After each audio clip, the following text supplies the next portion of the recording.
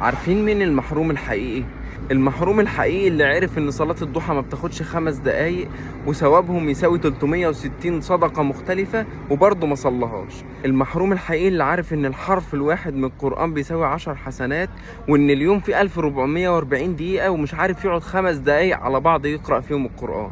المحروم الحقيقي اللي عارف من قال سبحان الله 100 مرة ترفع له 1000 درجة وتمحى عنه 1000 خطيئة وبرضه ما قالهاش. المحروم الحقيقي اللي يفضل 90 دقيقة مركز مع ماتش كورة ومش عارف يركز 10 دقايق مع صلاته وبيسرح 20 مرة في الصلاة عبال ما يخلص صلاة واحدة. المحروم الحقيقي اللي عارف من قام رمضان إيمانا واحتسابا غفر له ما تقدم من ذنبه وبرضه ولا قام ولا صلى ولا أي حاجة.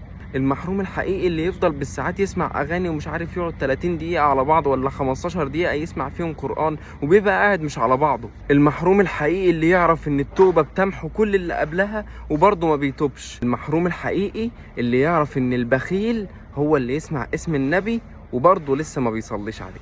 السلام عليكم ورحمة الله وبركاته.